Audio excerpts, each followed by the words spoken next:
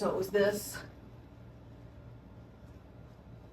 This is an O stall, right? So this is a U, where the hand goes up and down, and I feel like it's much harder to get a U than to get an O. But that's just me. And I also like the effect of this one where they go out to the side so they're not in the same line, and then the two of them are coming up where they are both in line with the body. So it's like separated them together and separated them together. So I like the double O in opposite direction that this one is. Right, so it would be like a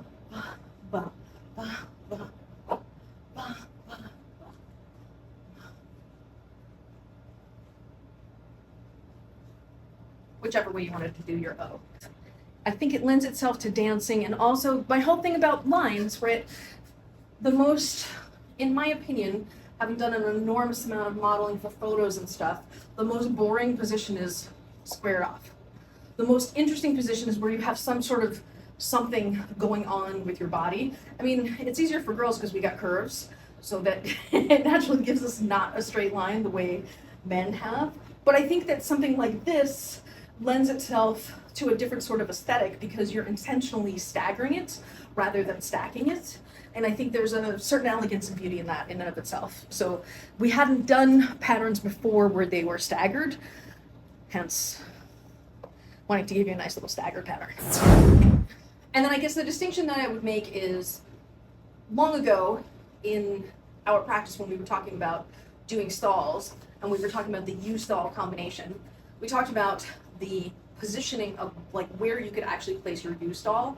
And I was saying you could basically put it in 5 different slots, either on your front plane or on your side plane, where it's either all the way like full out extension, where it's half out extension, so like it's your elbow. So it's your hand, it's your elbow.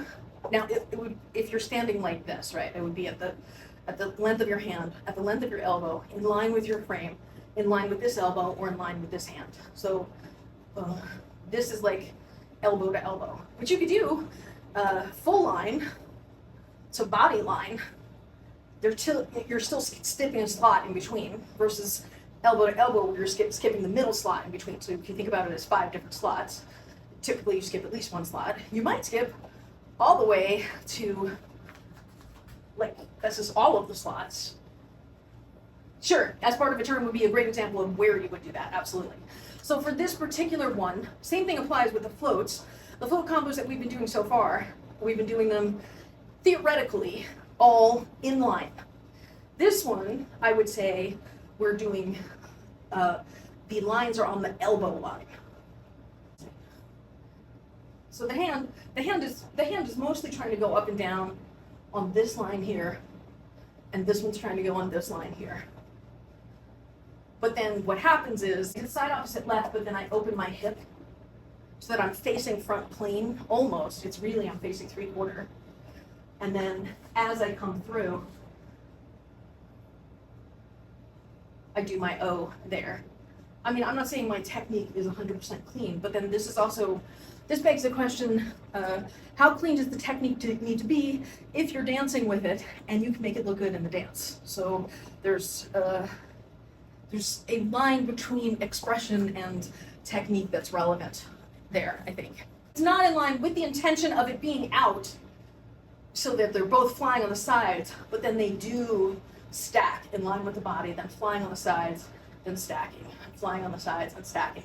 That said, by also having it this way, it lends itself to potentially movement with the body because you're already open.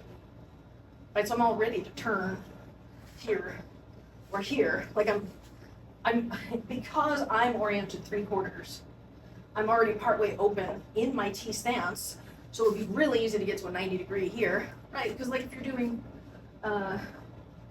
if you're in the side opposite left and you do this float combo, you could really easily turn to, you know, this front plane situation here, right? And that didn't really require much effort at all.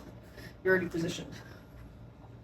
I guess for me, it's always about where can you go in the turn? Because if I can't move with it, it's just not my thing.